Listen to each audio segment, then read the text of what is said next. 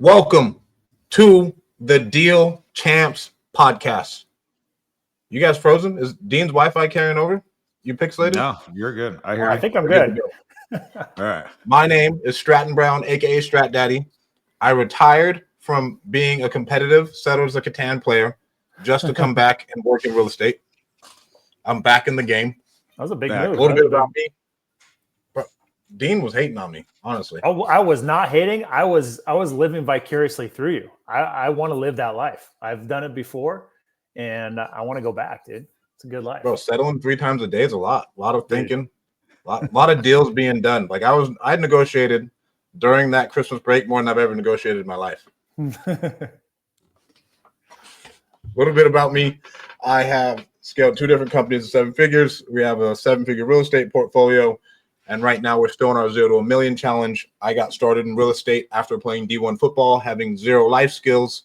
And now, because of real estate with 0 life skills, I've been able to create a great life for me and my family. We have the master of hair with the hair out, Mr. Jason Pritchard.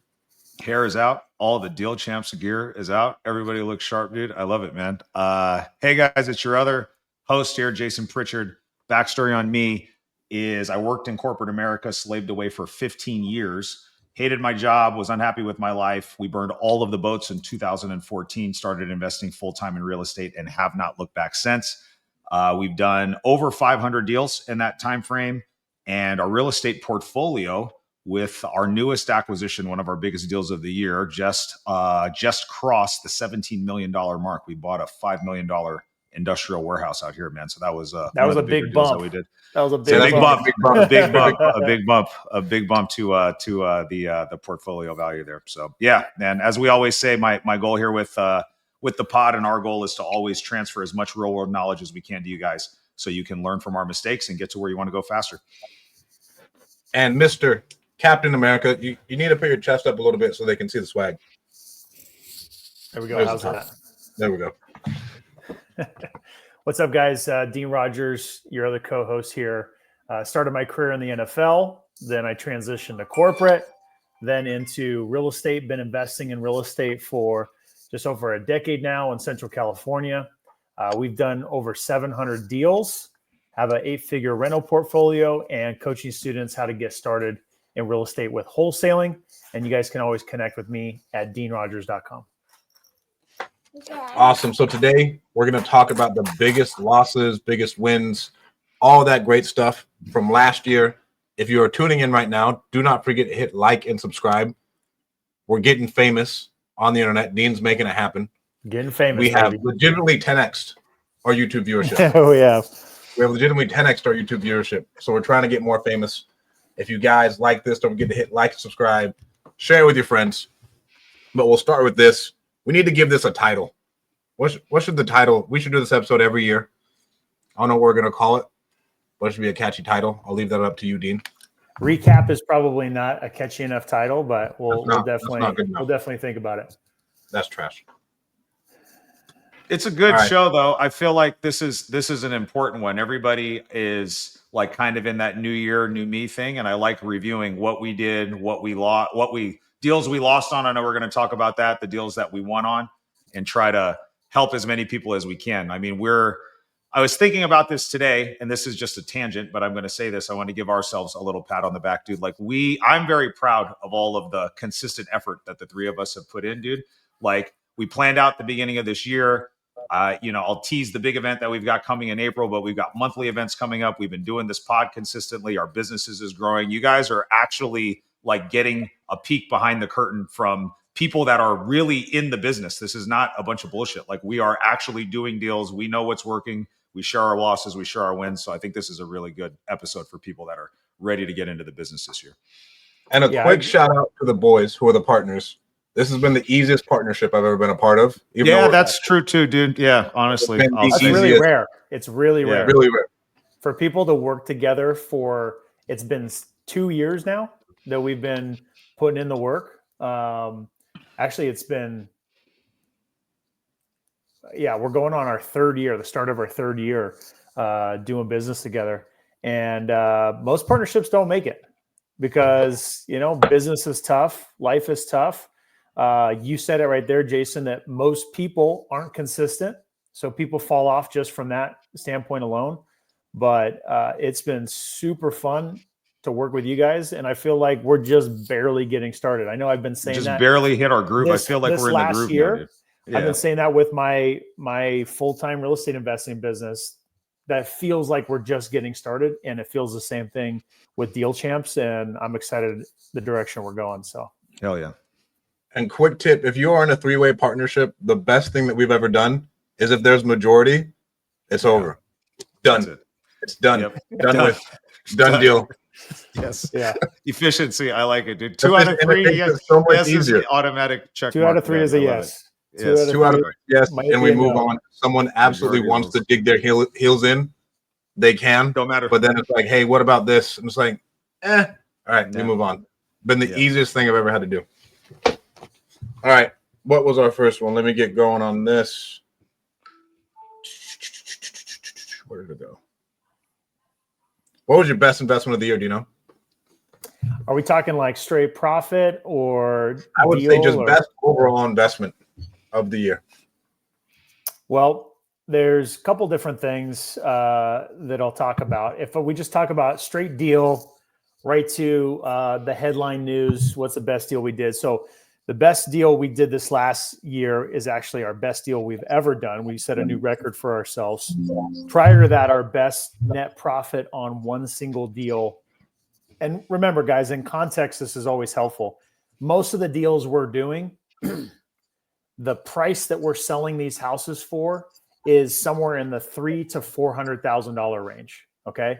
And that number slowly but surely has gone up over the years as there's been appreciation and growth in the market. So that number's, increased a little bit, but in the past, our best deal had been $140,000, and that in its own right is a really great, fantastic deal. Set a new record this year, and we broke $165,000 on one deal. We did a webinar on it. We shared it and showcased it with other people. Right? We played back what where the lead came from, listening to the call, showing how that aligned with our script and our sales process. And it just is proof that if you follow the process of how to find deals and how to negotiate deals, you're gonna create your own luck, right? Was that deal, did it feel much different than any of the other deals we've done? No, it felt just pretty much like every other deal. It just so happened to where the luck came through from consistency, and this, once in a lifetime type of deal fell in our lap. We put it together and did it quickly.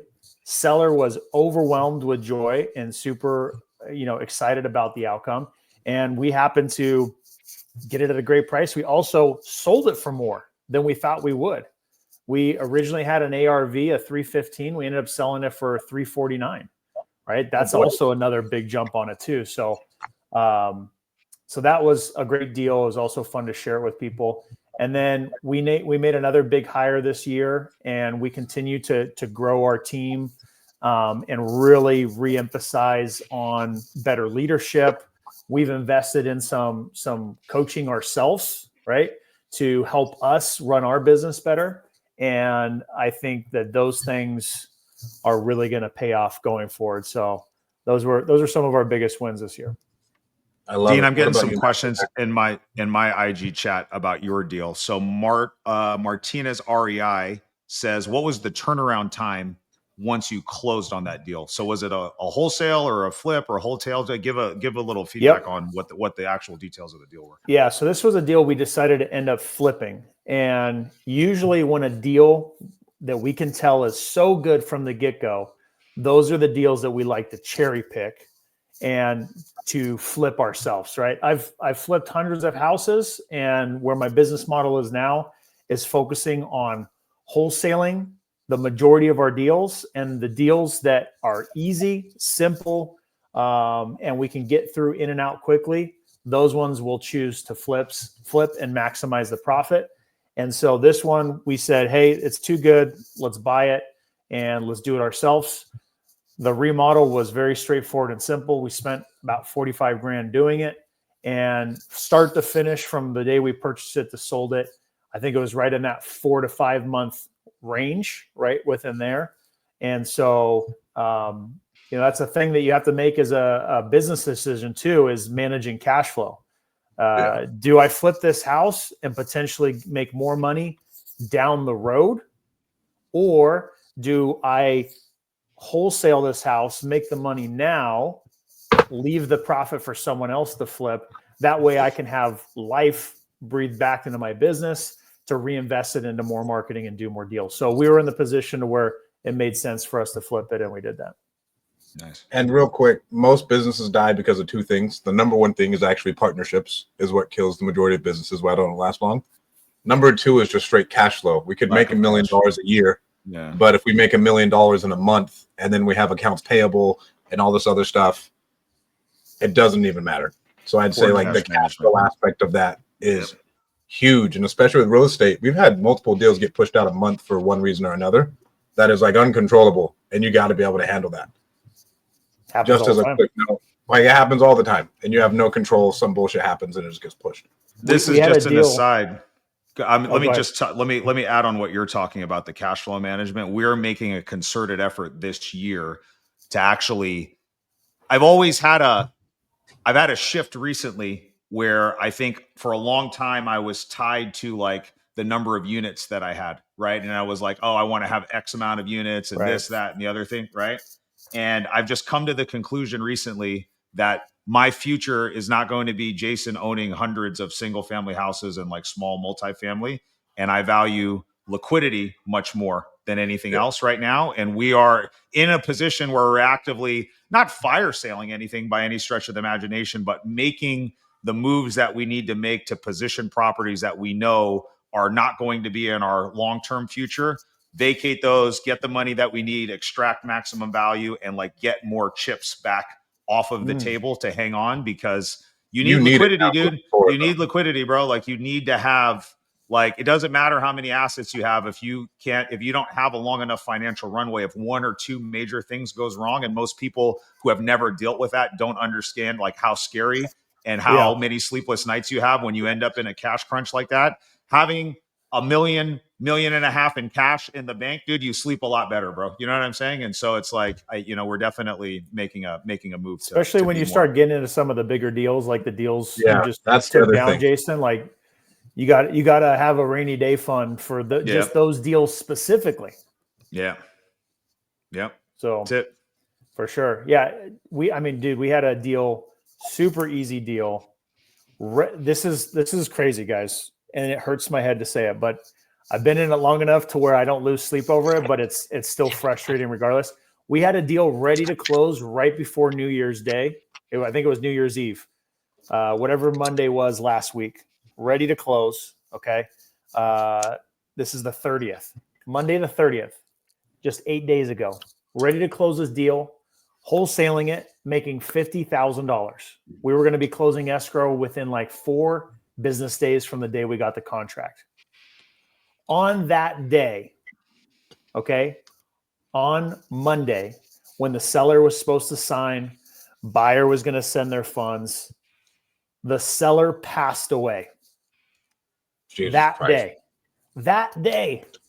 And there was a chance, if we had been a little bit tighter at escrow, I won't point fingers, but if we had a little bit tighter run ship at escrow, we could have gotten everything signed and done on Friday. We could have had it done on Friday or over the weekend. But because things happened and things got busy, the seller passed away on Monday, and now we have to go through probate. We have to wait 3 or 4 months. No, fuck. Yes.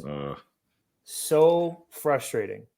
I will say that was $50,000 that's now on the shelf and has to wait for 3 or 4 months to come back. That's 100% pointing fingers, but I think it's a good point. Yeah, I don't want to point fingers, but here. I don't want to point fingers. Well, this fucking guy right here. Yeah. Oh my god. Yeah, that's what happens. Our best deal this year was an Ovation in New York that we ended up clearing like 60 or 70 on. So that was pretty cool. Big learning experience on that one. And then But my best investment this year by far was like my brand, because I've been able to negotiate some really, really crazy deals with our lead providers That's been that cool. have been really cool. We have absolutely zero capex in the company as far as marketing goes, and we got 200 leads in like 2 days over the holidays, and it blew up everything. But what a blessing! They're like, hey, like we got all this stuff for you. Here you go. To where that would have not been possible if I didn't invest in my brand. And also all the relationship capital that you've been building over the years, dude, for like as young as you are, bro. Like, and I've noticed this about you since even when we first met, you've always been intentional about making like genuine connections with people, right? And you're not going to get some of the partners that you have coming on for Dispo and lead gen and all that stuff be like, yeah, here you go, here's our platform for free, and then we'll trust you that you're going to do all this stuff on the back end without having a genuine, authentic relationship and a connection with them. And I think people hear about, like, we talk about it all the time, come to the events. It's all relationships. It's the people that you meet. And that's a direct, like, example, a real life example of like how that pays ROI in real life. You nurture these relationships for months or years in these cases for sometimes, right? And then you have an opportunity where there's synergy, right? Yep. And then it works. It's not forced. It's completely organic. And it's dope, bro. That's really cool, man. Strat's invested early on too in masterminds, like early on in his business journey. That's something I waited way too long to do. And that's something, Strat, you did early on. I think that's really paid off with that relationship capital you're talking about. I have good relationship capital, but my one caveat to that would be I joined so many masterminds. I had so many different businesses at the time to where I was so like split, right? We were in like an e-commerce mastermind trying to go one company. We're in another real estate mastermind trying to go another one. I'm not that talented, like just flat out. And we didn't have talented enough operators to go and handle it to where it's paid off with the people I know on like the actual business side because of the e-com stuff we were trying out. But I'd say if I could do anything, I would have just stayed dialed. Focused. And I would have probably joined CG instead of another mastermind that I was in when that point came. It's all a learning lesson, bro. When we don't win, we learn, bro. You know what I mean? And when we win, we make money and we learn at the same time. It's all about experience. All right. Next question, boys. What was your worst investment of the year? I actually did the math on this and I posted on it recently. So the single worst investment that I did this year was actually a long-term hold. It was an Airbnb that we owned, and we lost just under $21,000 on it. And I was open in the video about why we had hit with this occupancy tax that was unexpected. It was not an optimal neighborhood, and just ultimately just wasn't the right fit for Airbnb. What was that? The occupancy tax is what got you? The occupancy tax was half of that loss, maybe a little bit more, but then also just did not really perform as an Airbnb. We've got two other ones that the occupancy was lower, and it was lots of different reasons why. And it was the last Airbnb that we put into our portfolio. I kind of forced it. It should not have been an Airbnb, and I waited too long to refinance it, so I can't get it to pencil as a long-term rental. So we're literally just sticking it on the market. I've got 100-something grand in equity in it, so I'm able to recoup, thankfully, all of that because we had a plan B. But that was the single worst deal from an investment standpoint. But in our core business, we did 5 deals that were losers for us this year. And I think when you added up all 5, it was just over 46 grand total that we took losses on. And there was like 1 or 2 that were like flips that we lost $15,000 or $17,000 on, and then some small ones that were like Wholetails. But we sold, like successfully exited in our company 79 deals last year. So we actually sold through and like exited from, not new acquisitions, but exits, for those of you guys that are like following and trying to differentiate like new contracts and like deals that we sold 79, and we lost on 5. And I don't know what national average is for people doing that type of volume, but yeah, I mean, it's like a little bit less than 10%. And you guys just have to know and understand when you're moving at the pace that we're moving at.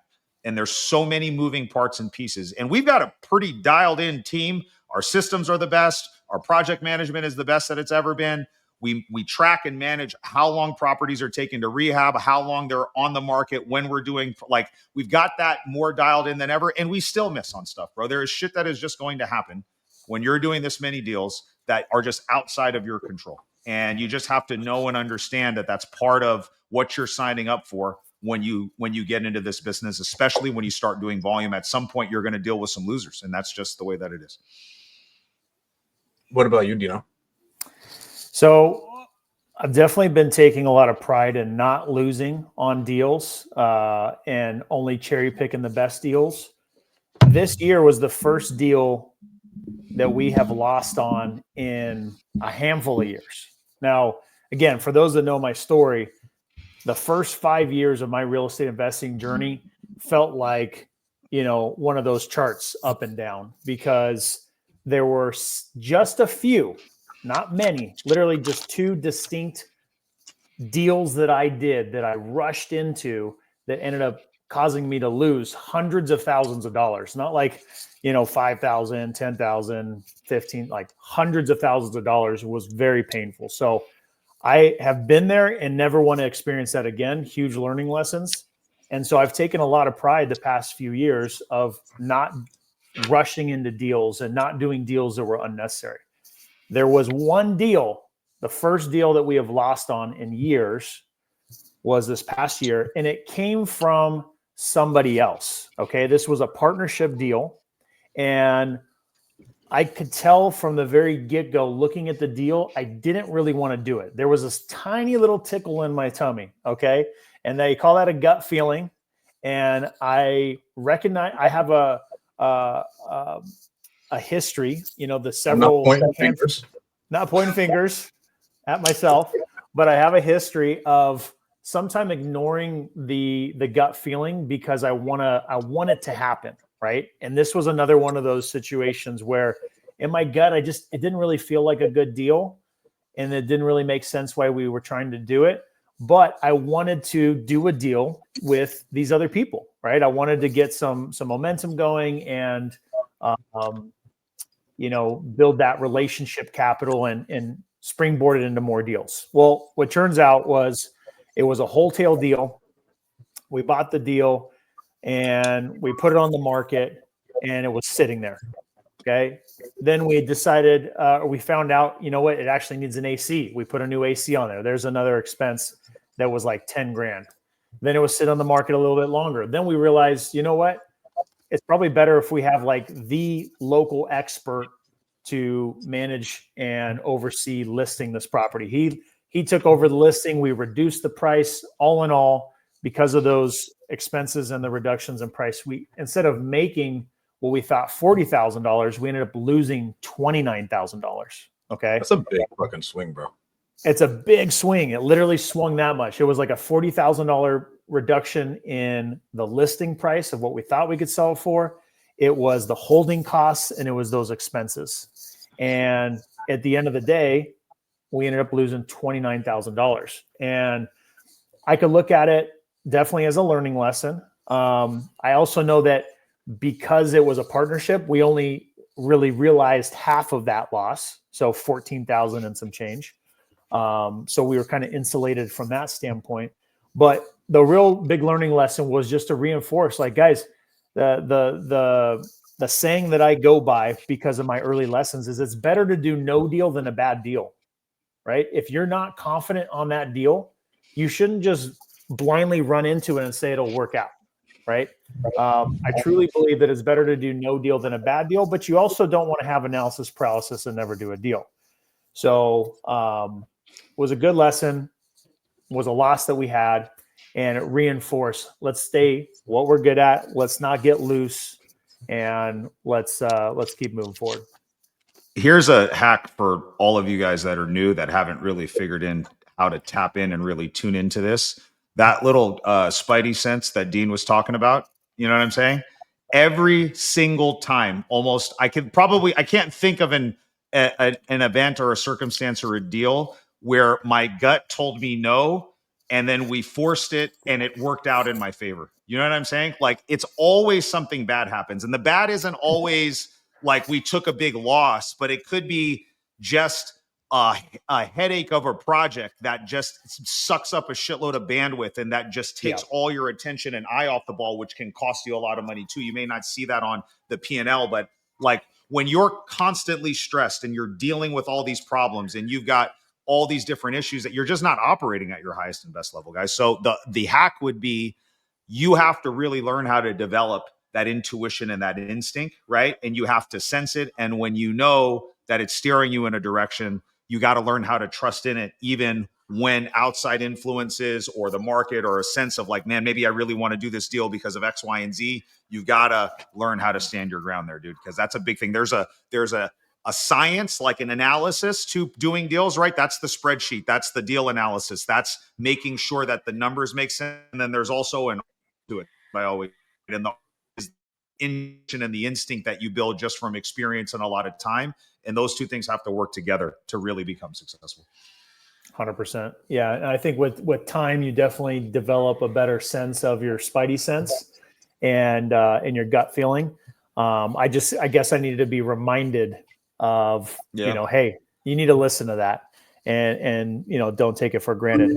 Now, to give Strat some credit on this deal, as we faced this loss, and it was in light of working with a partnership, I thought to myself, what's the best way to break this news and kind of like, have this conversation with these other partners? Strat had a great idea of, hey, you know what? Instead of just taking a flat loss and everybody throw their chips in to cover up the mess, why don't you find another way to have a win and make some good content about it? So the plan was, hey, we lost some money. Instead of just, writing a check and evening out the P&L, why don't you do another deal together and have a win together, make some money together, and then make content about the whole thing? So that's the plan. That's the strategy, and hoping that comes through in the near future. That works. I love it. What was my biggest loss? I had two big ones. We probably lost close to 15 grand on fucking photos and property walkthroughs doing the nationwide stuff. Wow. Okay. Because we couldn't move anything. Like month one, we legitimately had 30 contracts. And each one, and we were doing novations, cost us like $500. $100, yeah. Like $500 a minimum to like get it up and running. We want to get it on the market. And it took me a while to like realize, like, Stratton, we're never going to move these fucking things. Yeah. Like, we got to completely pivot. So we lost quite a bit doing that in tertiary markets, semi-tertiary markets, or even locking up something way too high and then not even knowing that you locked it up too high. But still, that's $500 burnt. Is not coming back. On to the next one. Okay, now we got another one. Now we got another one. Now we got another one. To where cutting my teeth in California, bro. If you're doing 4 deals a month in California at a 30K spread, you don't need to do 30 transactions a month, and you're probably not going to be able to. Right? No. Across the country, like, right? When you got. Yeah, I definitely like. I mean, we're doing higher volume than we've ever done, but we had almost an even distribution of flips to wholesales to wholetails, and it's the best that I've ever felt. I think we did actually have it up right here, 25 assignments this year, which is the most that we've ever done. And the growth that we're going to get to next year is, I just want to double the amount of assignment deals. I would like to keep the volume of flips the same. I'd like to keep the volume of wholetails exactly the same.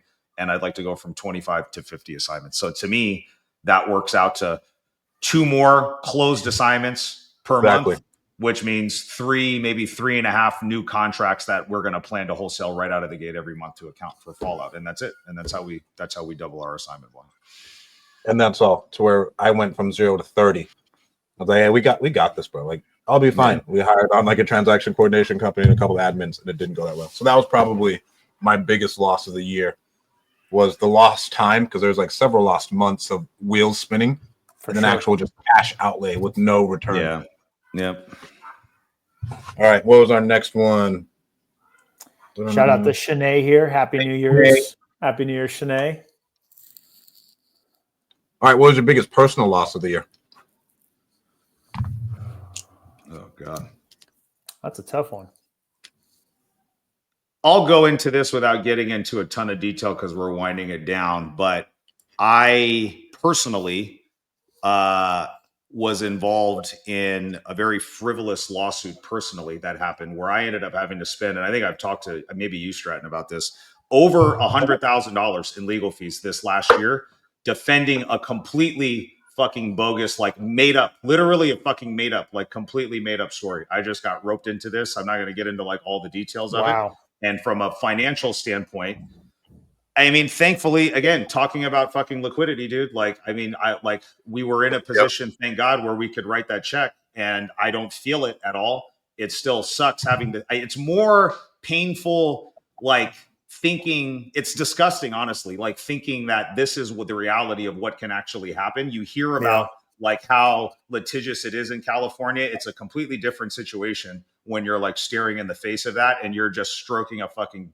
check every single month, and then you see a bill for like $130,000. That's what we're at right now, and we're at the tail end of it. But it's just so sickening, bro, to like think about how in California somebody can just make something up and just be like, "Yep," and then I've got to defend myself and like do something that I know is completely fraudulent, bro. You know what I mean? It's just a crazy, crazy thing. And so I always talk to people about like you see.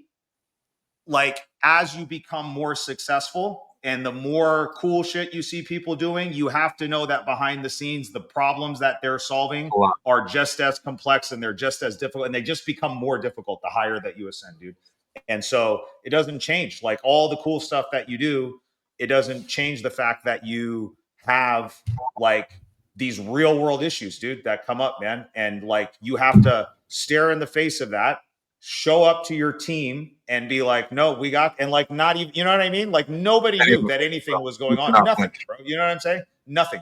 Like nobody knew nothing. Like that's like, it was just this crazy, crazy whole crazy scenario, bro. And now, so then what happens, right? You get this big shit sandwich that's just delivered to you on a platter. And it's like, here you go. Have fun eating this for 14, 18 months straight. Okay. And you got to deal with it, eat it. And then you come out the other end and then you're fine, right? You do all of these things. And now you are like weathered and prepared in a way where you just become, it's like the stoic approach to things, dude. Like little things can't phase you anymore. You know what I'm saying? If it's like a little thing comes and you have to take a hit financially on something, it's like, well, I already been there, done that, dude. I dealt with this. So this is nothing. You know what I mean? And so it's like, I'm always weary of people that have never faced like these significant challenges, because it's not a matter of if, it's just a when proposition, dude. Especially as you become more successful, it's a when is some crazy monkey wrench going to get thrown into your program and agenda. And I always give me the person that has had to deal with that. I will always put my money on that person that's made it through that, made it through hell, come out the other end, because that person is equipped to deal with those type of challenges in a way that somebody that hasn't just isn't, bro. You know what I'm saying? So yeah, that was a big one for us this year. I always say two things. Like number one, the universe is going to give you problems that are going to get you to where you want to be so you can handle the even bigger problems. Like you can't want to be a billionaire and like cry about $100 problems. And then I don't think most people know that the wherewithal they need to have in order to become an entrepreneur, especially an entrepreneur of like any type of scale or size. Like you got to take so much shit. Someone is always stealing from you. And like once you hit a certain scale, someone's always stealing from you one way or another. You're always going to have monkey wrenches coming up. The home life doesn't change, and everybody still wants you to show up the exact same way. So you got to be able to handle yourself a certain way. Home life, you still have to show up the same. Work, you still have to show up the same. And nobody gives a fuck if it's not going right. You got to perform in every single way, especially like as we get like as a man, you still got to perform. You got to stand up for the household. You got to be there for the household and all that other stuff. Yep, that's it, man. You know, what was your biggest personal loss? So I was thinking through this. I wouldn't call it a personal loss. I'd say personal challenge. I'd say one of the things that's been most challenging as there's been business growth, as there's just been more opportunity to do things, it's been a struggle to stay focused. And as there's new shiny objects, it's been tough. As I keep having more kids, right? And another one's about to be born literally any day now, number 5. Trying to juggle all those things at once can be really tough. And so this last year, I'd say from a health and fitness standpoint, it's been the most challenging. I also had that whole health fight that I had when I came back from Europe. I caught E. coli, and that just wrecked my whole gut health and everything, and had to overcome, fighting through that. So that's been my biggest personal challenge this past year. is being able to be in my normal rhythm and routine, because I naturally love being in shape, being super active, being, still able to perform in sports and stuff like that. So that's been something for me that's kind of weighed on me and been a big challenge this past year. Got another shout out to Thomas here. Happy New Year, man. And he was saying Strat is 100% correct. Let's go. I'd say my biggest personal loss was by far the ERC stuff, because I committed so much time to it on top of money. And then it took me a really long time and a hard conversation with one of my friends. It's like, bro, you got to fucking cut it off and move on, or else you're going to go bankrupt. Because like we were sitting there, there's all this money waiting there. Like, bro, I have fucking 2 years into this thing. I think we can still pull it out. Like, what are we going to do here? And then nothing's working. And then I'm sitting down with my friends like, Strat, bro, we know how to make money other ways. Let's move on.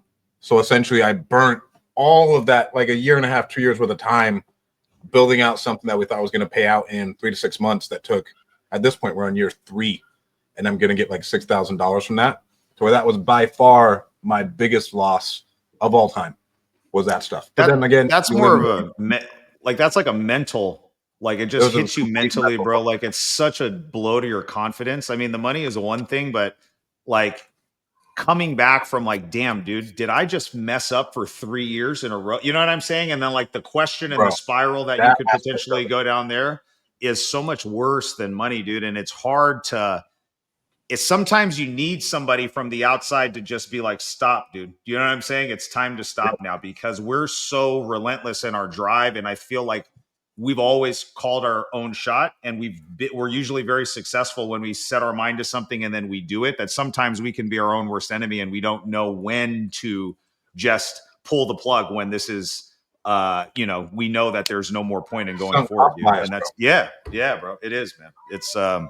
That's a difficult one to deal with, bro. But Tony Robbins talks about is like the biggest difference between the people who actually make it through is they just recover from their losses faster.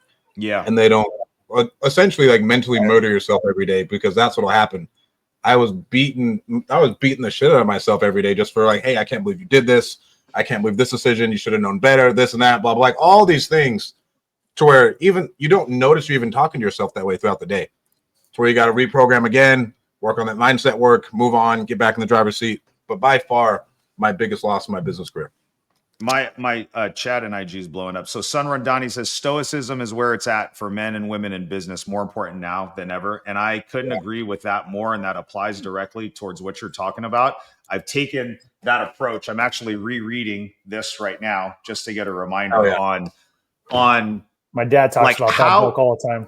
How important it is, dude. And here's just another tip for people when you're going through and rereading. Go through with a different color highlighter the next time you go around, right? And that's a good tip. That's a really good That is a really good tip. Like do it. So orange was the first time I went through it, and then up here in blue, it's like, oh, this impacted me in a way, and I must have missed it the first time.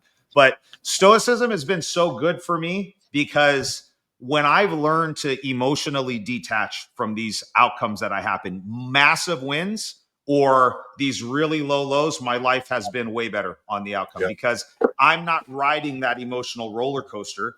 And when I'm riding a really big high because we close a big deal, like we go out and we celebrate and whatever. And then when we get too low, then we beat ourselves up, and all of that ripples out into everything that we're doing in our family life, in our business, and everything else. Yep. And even keel is always much better, like middle of the road. It's okay to be grateful for your wins, but not get crazy. And it's okay to learn and understand from your losses, but not spiral and like get depressed about it either. Oh yeah. So the question from Thomas was, Jason, what book is that? That's Marcus Aurelius Meditations, right? Marcus Aurelius Meditations. Yeah, it's a really good book. Simple read, quick and easy. Ryan Holiday has a bunch of great stoicism books too. Yeah, if you want like a spin from like current, somebody like filtering the knowledge currently, Ryan Holiday is really good. But if you want to go like directly to the source, like stuff like this book is really good too. So yeah, it's good. My dad got on the stoicism game, I don't know, probably 5+ years ago, and has been talking about it nonstop. Without like studying it or knowing it, I feel like my sports background put me in a position to practice stoicism, because I mentally, to be prepared for those, pressure cooker intense situations, and just the ongoing relentless, training to even be, in that position, and be consistent. I feel like I was practicing stoicism to where I just, regardless if it was an intense situation or a calm situation, I just had to find peace in the moment and focus, because I think that's where a lot of people get overwhelmed, right? Life as being a human on this earth is pretty stressful, especially as an adult. Like, it's a pretty big shock to come out of the bubble that we live in as youth into a young adult, and then the real world of having to figure out how to make money and pay bills, and the surprises of life and the nastiness that comes with life too. Like the thing you just mentioned, you're going through, Jason, like, what the F, most people that would absolutely crush and put them in under the ground, like won't be able to handle it, overwhelmed with stress, and can't function. So I think being able to find that peace and, to practice something like stoicism and gain knowledge from something like meditations, I think that's critical for entrepreneurs or anybody in life trying to go off the beaten path and try to find success. This is the last thing I'll say about this, but I think it's important. I was very angry when I was a young man for just lots of different reasons, right? And I carried a lot of that anger into my adulthood. And there was lots of times where I've been outside of control of my emotions. And I've had to reframe the way that I look and respond at things, bro. And now I just look at it as a sign of weakness when a man is completely outside of his control and he's yelling and screaming or out in public, like making a scene.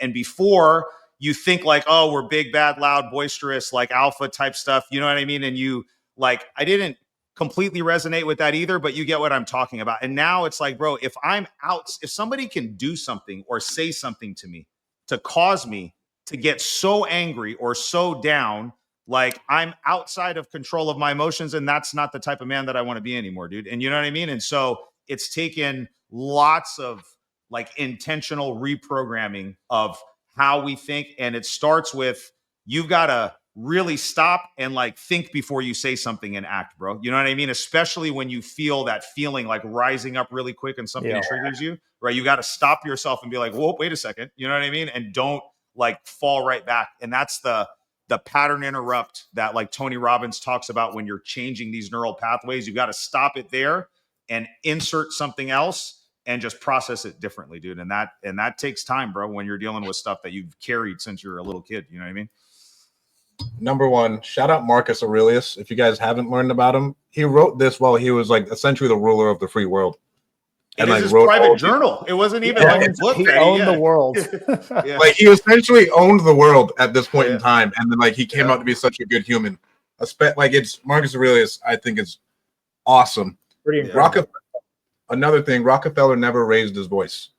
Like think about that. Like again, one of the richest men in the world, and he in his journals, I have it's like 23 letters to his son, and he specifically writes, I never raised my voice. Bro, he was always home at like 6 o'clock. Like he was an insane family man, businessman, like cared. And if you guys haven't listened to Founders, listen to Founders so you can like learn about all these previous business owners. But it shows you that like the alpha male social media thing is, I don't think it's a thing. No, bro. No, it's bullshit. It's not a thing. And it's like, think about the amount and the level of self-control that you have to have when you're dealing with the highest stakes, bro, the highest pressure things, and you can't get thrown off your game, and nobody can do or say anything where you just don't crack under pressure. Like ultimately that's what I'm aspiring to be, right? Like I can be my highest and best self regardless of whatever is going on, right, bro? And that's a lifetime's worth of work, dude, that we have to get to, man. But I think that's what is admirable and inspirational for me, not the other thing anymore. All right, next question. Did you guys have any other points as we move on?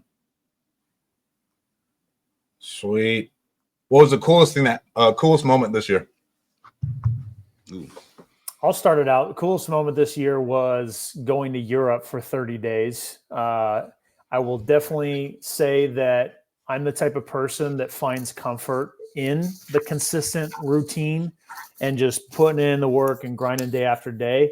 My wife definitely stretches my comfort zone because she's an adventure person, and I love adventure. I love new experiences, but naturally, like, I'm also super passionate about my entrepreneur career. And so finding that balance, she definitely is the one that plans and says, hey, this is what we're doing. This year, we're going to go to Kauai for 30 days and be in Hawaii for a whole month.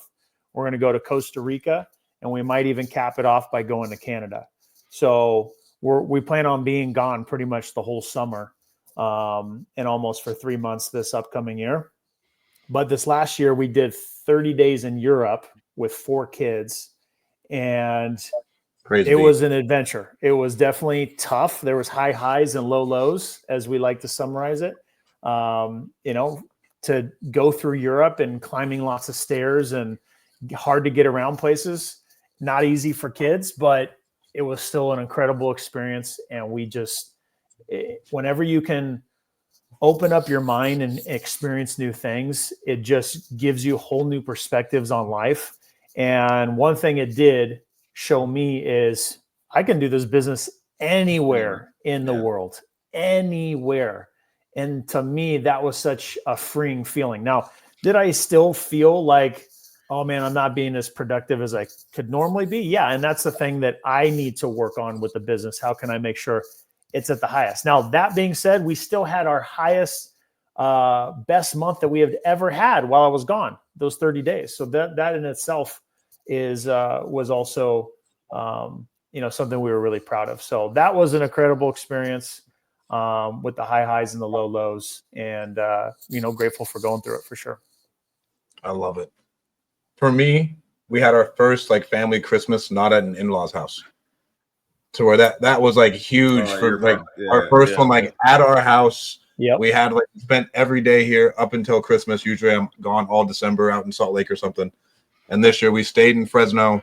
We got all of our own like personal Christmas traditions. We got to be by the fire. Did like all those things. To me, it was an amazing moment. Like, wow, like we cool. really have like our own family and all this other stuff. Where that was the dopest moment. And then after that, I got to go be a professional Catan player. Then you took off to go settle. Settle for a couple weeks. To go settle at the in-laws' house, and I played Catan 3 times a day for about 2 weeks. That's great. By far, the coolest moment to me was like the Christmas stuff. Mine was Jen got to take her dad and her sister to London and Paris for like 10 days or something like that, or maybe a little bit less. But it checked a lot of boxes and fulfilled me in a way for lots of different reasons. One, because my father-in-law has been such a great male role model for me. He does like a lot of exactly the opposite of how I was talking about being angry and stuff. And I modeled a lot of patience for him. He's one of the most patient men that I've ever met in my life. And I just see how he pours into his family. And he's just this incredibly hard worker. The guy was a mechanic for the city of Fresno, like fixing buses, breaking his back his whole fucking life, working his ass off in a blue collar job, never goes anywhere, like always like retired 10 years ago and still just does stuff for the family now. And like to see him flying like business class to London, you know what I'm saying? And Jen sent me a picture of him like laid out in the bed chair with him, like bringing in like all his food, and then like seeing him at the Mona Lisa and in London and all that stuff, dude. Like, it was just such a cool, fulfilling experience for me to be able to provide that for my family, dude. And I think a lot of us resonate with being providers and wanting, it's not really about us, dude. It's about like, what can we do for the people that we love and care about the most, dude? And, for him and Jen and her sister to be able to have that time together, just the 3 of them, you know what I mean, was a really cool thing for me. So that was dope, bro. That was one of the things that stood out for me. That's super cool. I love it. That was really cool. Jason, what was your best life hack of the year? A cold plunge. Best money I spent all year. I'm up to like 186 plunges since I bought it in April. So I bought that thing back in April, and I was just going in my pool when it was cold enough, and I liked it so much that I was like, dude, it's starting to get hot now. I'm just going to spend the money and do it. And I spent whatever it was, $5,000. I put it there, and I love it, dude. It's there. You can't hide from it when it's at your house, bro. It's like when you have it and you go into your garage every day and that thing is staring at you every single day, there's no hiding from it, right? I spent $6,000 to do this thing. It's like, I'm going to use it. And I love it, dude. I was in it a couple hours ago. I'm in it almost every single day. I get an incredible charge coming out of it. I just feel better. It keeps me more alert. It's the best hack that I've done. And I've been doing cold exposure for a while, but this thing was money well spent for sure. Cold plunge for the win. Because you were doing even the Cairo Yeah. freeze. I will pay for convenience. That's the other thing that I learned, dude. Like I was doing a subscription to a cryo place, but then I got to drive there. I got to wait there. That's an hour of my life that's a gone, lot. dude. And when I'm $200 or whatever a month to go do that, in my head, I'm like, I'm going to end up spending what I would spend on a plunge, and I'm going to put the plunge here, and I know that I'm going to use it, dude. You know what I'm saying? And so that convenience, I think is for huge. sure. Yeah, I will always pay for convenience, dude. Like the money that we make, one of the things that I have no problem paying for and using it is for buying back my time and the luxury of having convenience and not having to go do stuff like that. So yeah, for sure. My biggest life hack was putting something in your week that you actually look forward to, and it can't just be work. For me, it feels really rejuvenating. So like with the Deal Champ stuff, I like just our car rides. I don't necessarily care about the meetups. I like chilling with the boys on the car rides. The meetups are fun. Those are the best. But I think the car rides are the funnest, right? So okay, sweet. I get to look forward to chilling out with Dean and Jason this week. We'll go do that. Awesome. Or I started coaching my son's rugby team. That's been really fun. It's like a small thing I can look forward to in the week instead of like dusk till dawn and it's monotonous. I'd like to introduce a little bit of like surprise or something I can look forward to. Tough Mudder with friends. We go travel here. Like just a small thing, not a huge thing, that you can look forward to every 2 weeks, once a week, at least once a month, to where it's like a rejuvenator. You feel like you're okay. I'm re-energized again. I feel like I'm not doing the same thing over and over again, and I'm good to go. 1A for me is this little hack, and I've given myself more permission to do this, is be more spontaneous during the day. And I think because I came from a corporate background, I've always like from this time in the morning to it's all got to be work, dude. You know what I'm saying? And I've been better this year about like if I want to just go get a workout in at 1:30 in the, I'm just going to go do that, dude. And I'm not going to feel like bad about doing that or whatever. And I think you do this stuff to create these freedoms in your life so you can break out of these societal norms of like, I've got to be at this place from this time to this time. And it's a liberating feeling to have true control and give yourself the permission to just do something that's kind of outside of the box, middle of the day, and not have it impact yourself at all. It really does feel good. And I had a hard time wrapping my brain around that, but I definitely embraced that this year. And it was helpful for me. Awesome. What about you, Dino? So I'll end it with my life hack. Something that I'm challenging myself, and I started towards the end of the year.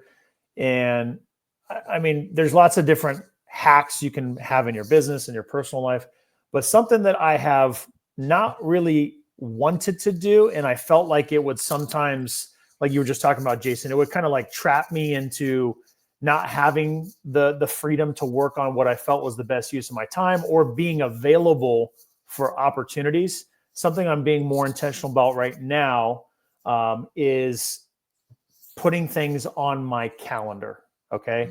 And again, when I do that, sometimes I feel guilty of not being able to answer my phone, right? Because that's opportunity that's knocking. That's me supporting my team and helping us move the needle forward. But I find, at least recently, as I refocus priorities in the business and personal life, the more that I can get better about having my set of goals, my short list of goals, and taking those goals and each day looking at how can I place things on my calendar that fulfill those goals and only those goals. How much better are those goals going to come to life? How am I going to overperform on those goals? So that's the newfound 2025 refocus on short list of goals and going extremely hard on just those. And part of that's been reinforcing this is I'm listening to Buy Back My Time from Dan Martell. Oh, Dan Martell. Yeah, he's great. And yeah. I want to say he took a lesson from someone else. And I think it was Warren Buffett that had a thing where he would make a list of 10 goals within the year.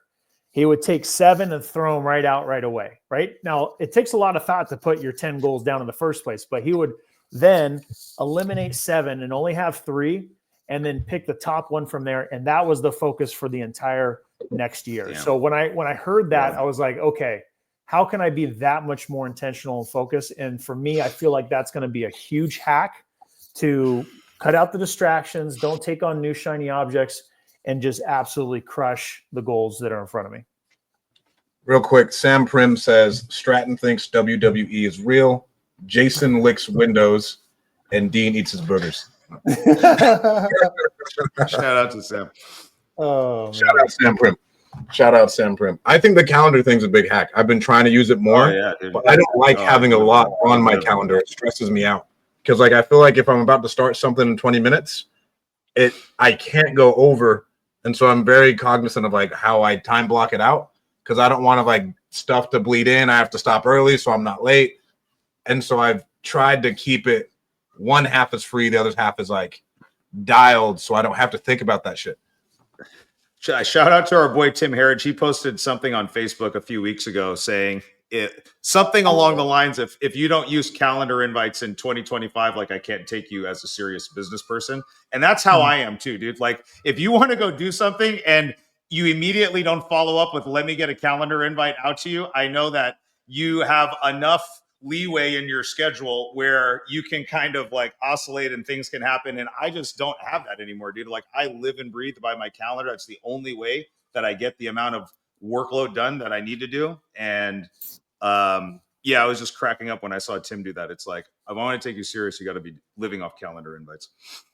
All right, we got 3 more. We'll power through these. Who was your frame breaking person of the year? Do you know? Maybe you go first and give me an example. The other day, and you guys know I'm big on podcasts and books. I was listening to this podcast because I know what I want to do in the next like 5-10 years. And there was a 27-year-old kid who bought a company in March that was doing $10 million a year, and he ended at $200 million a year in rev. And so that to me was very, very frame breaking for what's possible, what you can do, how you should structure it. But again, it was like, Jesus Christ, Stratton, like why are you doing these little games? Like we really need to be we need to be doing bigger things. And that was a really, really frame breaking thing for me. I talk to you about the stuff all the time, Dean, about stuff that just makes me feel really insecure about what's going on and how I need to step it up and do bigger things. But so I don't even know what the kid's name was. Shout out to him, but really sharp guy, absolute killer. But that was for sure my frame breaking person of the year.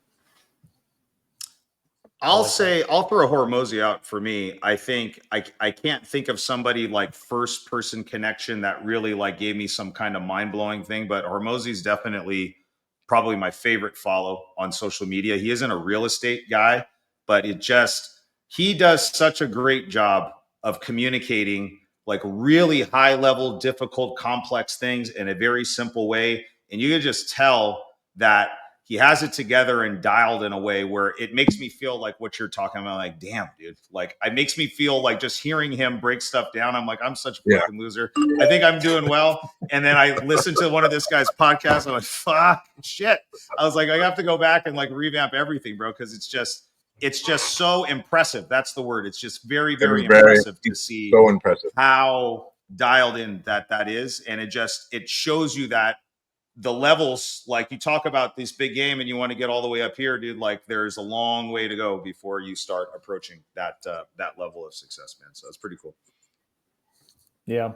I'd say, I'll double down on Dan Martell because I'll say this, and this might be something I need to work on personally, or maybe I'm okay. I've had this conversation with King Kong, as we've had as a guest on the podcast.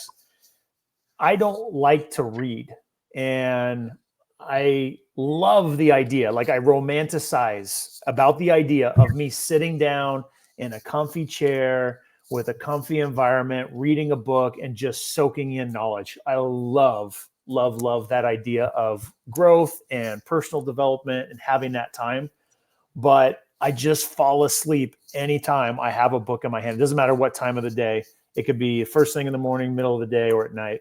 So I'm trying to figure out hacks of how I can learn. Now, one of my things that I've been really enjoying is watching YouTube videos made from content creators that are specific to give, intended to give specific pieces of information. And Dan Martell is somebody who I picked up on recently. I've known about him, had people recommend his book, but I started watching his YouTube, and I committed to myself, my business partner and I, Lewis, committed, let's go through this book together. So we're both listening to the Audible right now of Buy Back Your Time and sending each other text messages. So that's another little hack is find somebody to go through a book with you at the same time. That's what we're doing right now. And we're also incorporating that as we're doing our 2025 planning and having reoccurring business owner meetings going forward and help reinforce that. So I'll double down. Dan Martell really helped kind of expand my mind of how can I do this whole thing better. All right, Jason, give us these two answers, then dip. Favorite guest on the pod and your biggest change this year. Favorite guest on the pod this year. The one that jumped out to me just right off you asking that was Kong.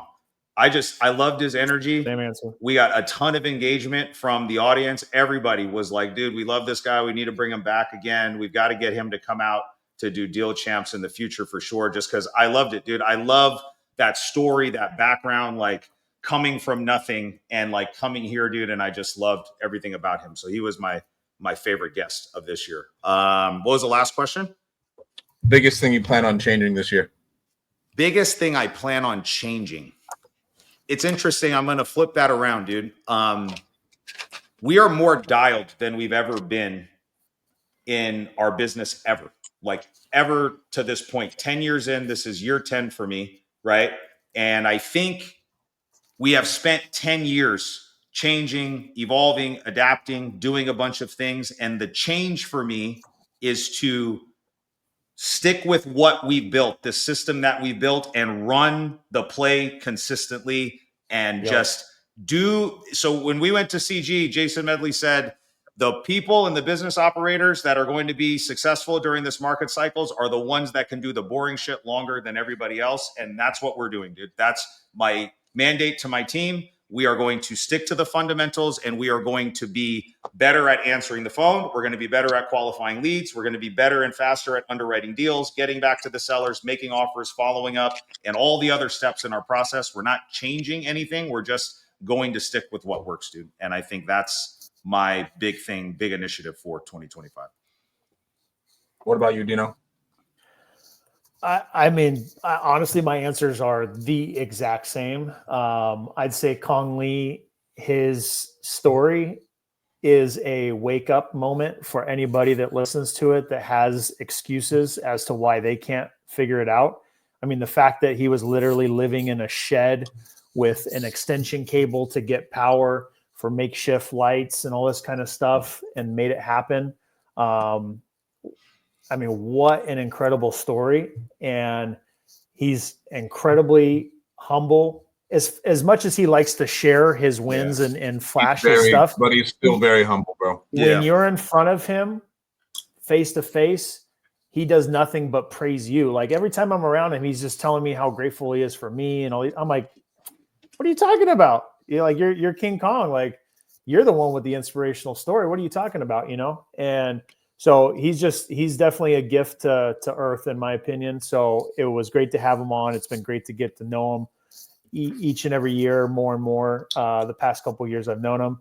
And I'd say for, was it, what am I going to do different? Is that what it was? Mm-hmm. Yeah. I mean, honestly, my answer is the same as Jason's, but I'll say it the opposite way is I'm going to cut out the distractions this year. And what has helped me be successful so far and continues to be is just being focused and consistent. And, for many years, by the way, like I didn't have these $165,000 deals to flash because I needed to get better. I needed to improve our skills. And as I hired people on, I needed to do better at training them. So part of what is, held me back from performing at the level now is by having other distractions and trying to do too many other things. So this year is undoubtedly, as I was just talking about with my calendar and just focusing my day on those handful of goals and priorities, is just to be so dialed in that much more And I know that's going to transfer and transition to the team, help them be more dialed in, help them be more accountable. We just talked about it in our team meeting today about how we're going to be so much more accountable with each other. We're going to be reviewing our own personal goals each and every month. We're going to be reviewing our business goals each and every month. And we have weekly Friday meetings with the team members to just refocus back on. So these are all new things that we're implementing to help us stay dialed in. Awesome. Thank you. My guest was the ADU guy, bro. Because I love Derek. Derek is awesome. So fucking congruent, and like he's not going after what I'm going after. Like his philosophy is completely different than mine. But I have never met such a congruent person who's like, this is what I love doing. This is what I'm doing. I'm happy. Like that's what I loved about Derek. Hell yeah. And for me, I would say there's nothing I really want to change, because I'd say for all three of us, we are actively trying to keep an eye out on where our holes are and what we need to change. And I'd say, if anything, I just have to keep myself focused. Stratton Brown has to stay focused, because when Stratton Brown doesn't stay focused, things don't go well. Yeah, right? And so stay focused. Yep. All right, guys. Thank you guys so much for tuning in. This was a great episode. Do not forget, where are we? We're in Stockton on the 19th? 18th. 18th. Saturday, January 18th. Dean's not even going to be there, and he knows. Saturday, January 18th, we're going to be in Stockton, California, giving you guys free game on how to start a real estate business, run a real estate business. It's going to be 4 or 5 hours long. We give it all away for free. And then next week, miss it. The summit, and you guys won't want to miss that. Thank you guys so much for tuning in. Don't forget to hit like and subscribe. Talk to you soon. Peace.